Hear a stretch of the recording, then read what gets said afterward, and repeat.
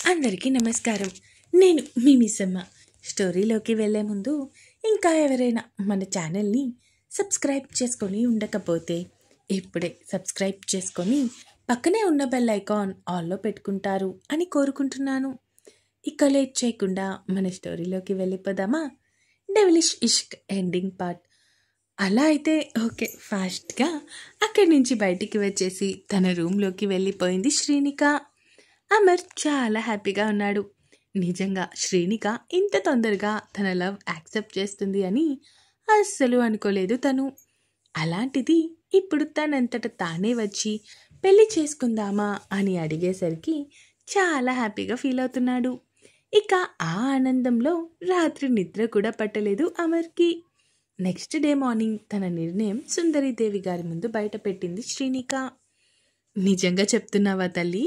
అడిగారు ఆవిడ ఆశగా. అవునత్తయ్య, నేను నిజంగానే చెప్తున్నాను. నాకు అమర్ని పెళ్లి చేసుకోవడం ఇష్టమే అంది శ్రీ. అయితే మీ అన్నయ్యతో చెప్పి వెంటనే ముహూర్తాలు పెట్టించేస్తాను అన్నారు ఆవిడ ఆనందంగా. కానీ అత్తయ్య, అదేంటంటే నేను అప్పుడే పెళ్లి చేసుకోవాలి అనుకోవట్లేదు. నాకు ఈ విషయం అమర్తో కూడా మాట్లాడాను. తను కూడా ఒక 1 year ఆగి పెళ్లి చేసుకుందామన్నాడు. అందుకే ఒక 1 year తర్వాత పెళ్లి చేసుకోవాలి అనుకుంటున్నాను అత్తయ్య అంది శ్రీనిక. అయితే 1 year తర్వాత మాట తప్పకూడదు.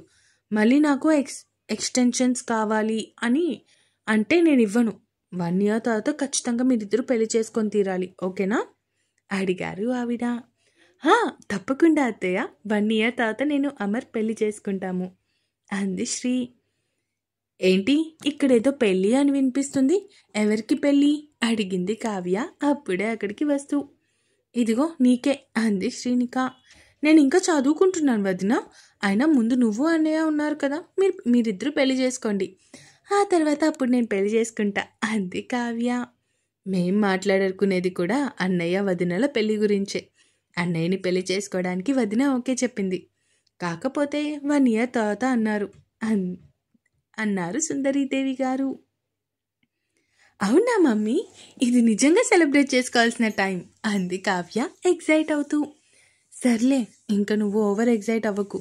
ఇంకా పెళ్ళికి 1 year టైం ఉంది అంది శ్రీనిక. అదేంటి మధ్యలో ఈ ఫిట్టింగ్ ఏంటి అడిగింది కావ్య. మీ వదిన అన్నయ్యని పెళ్లి చేసుకోవడానికి 1 year టైం అడిగింది, అందుకే 1 year టైం, ఆ తర్వాతే పెళ్ళి అన్నారు సుందరీదేవి గారు. అవునా, సర్లే 1 year కదా, కళ్ళు మూసుకొని తెరిచేలోపు గడిచిపోతుంది అంది కావ్య. ముగ్గురు మాట్లాడుకుంటూ ఉండగా సూర్య, అక్షర, అమర్ కూడా వీళ్ళతో జాయిన్ అయ్యారు. ఇక సూర్య ఇంకా అక్షరలకి కూడా విషయం తెలియడంతో వాళ్ళు కూడా చాలా హ్యాపీగా ఫీల్ అవుతున్నారు. అలా చూస్తూ ఉండగానే సంవత్సరం గడిచిపోయింది. ఈ సంవత్సర కాలంలో సూర్య, అక్షర తమ వైవాహిక జీవితంలో ఆనందంగా సంతోషంగా ఉన్నారు. అక్షర ఇంట్లోనే ఉంటూ మంచి ఇల్లాలిగా భర్త అవసరాలు చూసుకుంటూ ఉంది. ఇక కావ్య చదువు కూడా అయిపోవడంతో కావ్య కూడా జాబ్ చేస్తాను అంటే తన కంపెనీలోనే జాయిన్ చేశాడు సూర్య. అమర్ ఇంకా శ్రీనిక కొన్నాళ్ళు లవ్ లైఫ్ని ఎంజాయ్ చేస్తూ ఉన్నారు. అండ్ అలానే శ్రీనిక తన జీతం డబ్బులతో అండ్ సూర్య ఇచ్చిన మరి కొంచెం డబ్బులతో ఒక ఓల్డేజ్ హోమ్ అలాగే అనాథాశ్రమాన్ని ఓపెన్ చేసి ఇక సూర్య దగ్గర జాబ్ మానేసి ఆ ఆశ్రమాలని చూసుకుంటూ ఉంది. వన్ ఫైన్ మార్నింగ్ సుందరీదేవి గారు కొడుకుని కోడల్ని కూర్చోబెట్టి, ఇప్పుడు చెప్పండి, మీరు అడిగినట్టు 1 year టైం ఇచ్చాను, 1 year అయిపోయింది, ఇప్పటికైనా పెళ్లి చేసుకుంటారా, ముహూర్తాలు పెట్టించినా అడిగారు సుందరీదేవి గారు. ఆ మాటకి అమర్ మాట్లాడుతూ, శ్రీనికకి ఓకే అంటే నాకు ఓకే అమ్మా అన్నాడు నవ్వుతూ. తమరు చెప్పండి కోడలు గారు అడిగారు సుందరీదేవి గారు.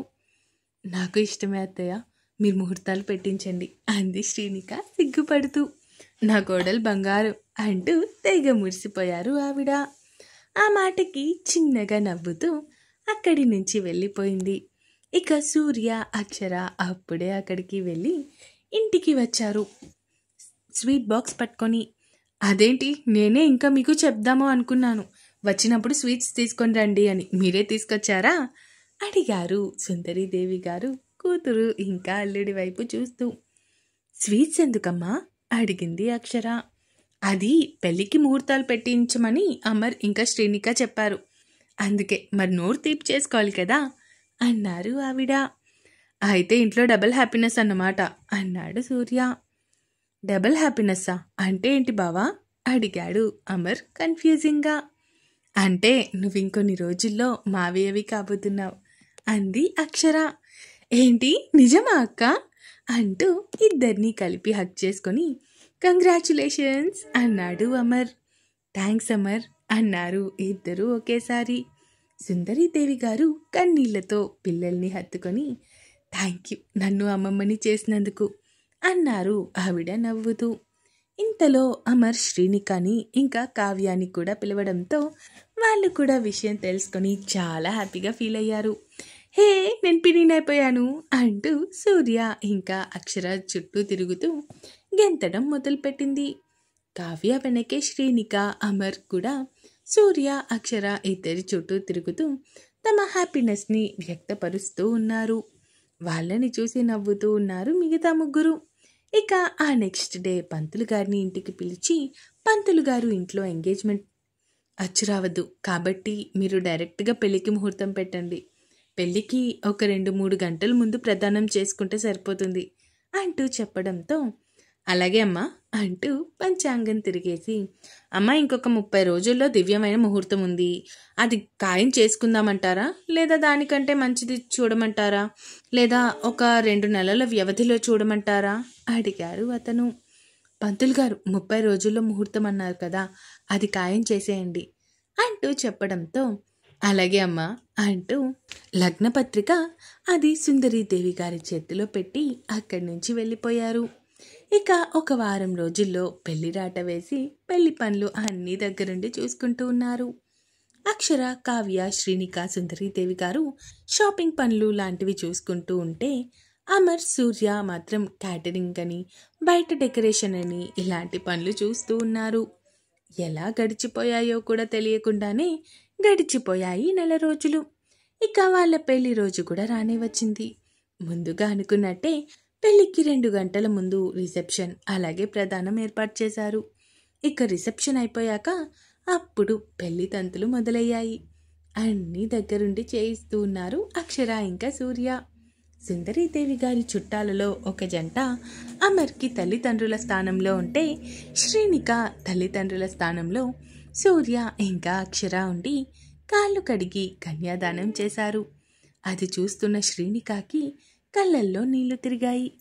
ఎందుకు ఏడుస్తున్నావు, ఇది నువ్వు హ్యాపీగా ఉండాల్సిన టైం అంటూ చెల్లెలి కన్నీళ్లు తుడుస్తూ చెప్పాడు సూర్య. లవ్ యూ అన్నయ్య, లవ్ యూ టూ అన్నాడు సూర్య. ఇక జీలకర్ర బెల్లం పెట్టడం అయిపోయిన తర్వాత ఇద్దరి మధ్య ఉన్న అడ్డుతెర తొలగించి ఒకరినొకరు చూసుకోమని చెప్పారు. ఆ తర్వాత అమర్ అందరి సమక్షంలో ఆ భగవంతుడి సాక్షిగా తను ఇష్టపడి ప్రేమించిన అమ్మాయి మెడలో 3 ముళ్ళు వేశాడు. శుభం. ఈ ఎపిసోడ్ ఎలా అనిపించిందో కామెంట్స్ రూపంలో తెలియజేస్తారు అని కోరుకుంటున్నాను. అలాగే సబ్స్క్రైబ్ చేసుకోవడం మాత్రం మర్చిపోకండి. ఇప్పటి వరకు ఈ కథని ఆదరించిన ప్రతి ఒక్కరికి పేరు పేరున ధన్యవాదాలు. ఇంకో కొత్త కథతో మీ ముందుకి ఉంటాను. ఇక సెలవు. Bye bye.